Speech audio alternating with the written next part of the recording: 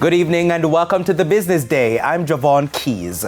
The International Monetary Fund, IMF, says Jamaica is on track for continued recovery, notwithstanding increased global risks. In its Article 4 review of Jamaica for 2022, the IMF says the country's policy frameworks and macroeconomic stability have encouraged recovery. However, the risks remain high, with the impact of the war in Ukraine on commodity prices and inflation still above the Bank of Jamaica BOJ's target. The IMF also expects inflation to decline during the course of 2023 back to the central bank's target range of 4 to 6% by year end. But high commodity prices have resulted in an increase in the current account deficit. The IMF notes that despite this, Jamaica's international reserves remain at a healthy level and the financial system is well capitalized and liquid. The IMF says throughout the year, the country's policies have, quote, struck the right balance in responding to shocks, protecting the vulnerable, countering inflationary pressures, and further securing debt stability, unquote.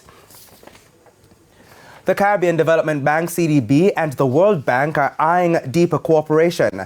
At a recent joint working session, multi-sectoral teams from the institutions met to identify opportunities for partnership to improve infrastructure, sustainable development, energy, human development, private sector engagement, and regional cooperation. Now, at the end of the two-day session, it was agreed that the next step is to address the development needs of Caribbean countries. The World Bank and the CDB most recently collaborated on a project to promote public procurement in the Caribbean. Most CEOs think economic growth will drop this year. In the 26th annual Global CEO Survey conducted by auditing firm PwC, 73% of the 4,410 CEOs polled believe global economic output will fall over the next 12 months. Now, the CEOs were interviewed in 105 countries and territories in October and in November 2022. The number was slightly lower for Caribbean CEOs, with 62% expecting declines. Now, PwC says this is, quote, the most pessimistic CEOs have been regarding global economic growth since it began asking this question 12 years ago, unquote. The view held by Caribbean CEOs especially is a flipped outlook compared to the last Caribbean participation in the survey in 2020, when 69% thought economic growth would improve. And to some company news, Wisynco Group is reporting its highest quarterly earnings in the company's history. In its second quarter ended December, the Wisynco's total revenues amounted to $12.1 billion. This represents a 28% rise over the $9.5 billion made in the same period in 2021. Now, the company also registered more profit for the 3 months.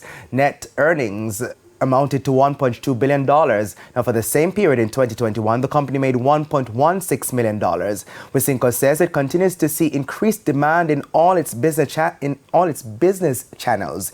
Its exports for the quarter were also up 8% over the same period in 2021.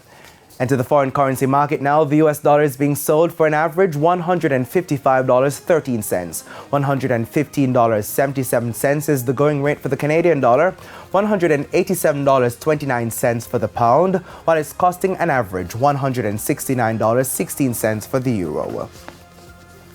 The JSE Index gained 1,521 points today, while the Junior Market Index rose by 14 points. Among the winners were Jamaica Public Service Company JPS 7% shares, Epley Caribbean Property Fund SCC, Knutsford Express Services, Sterling Investments US dollar shares, and Main Event Entertainment Group.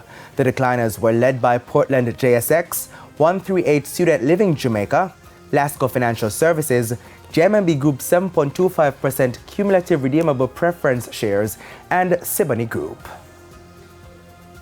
And that's the Business Day. I'm Javon Keys. Good evening.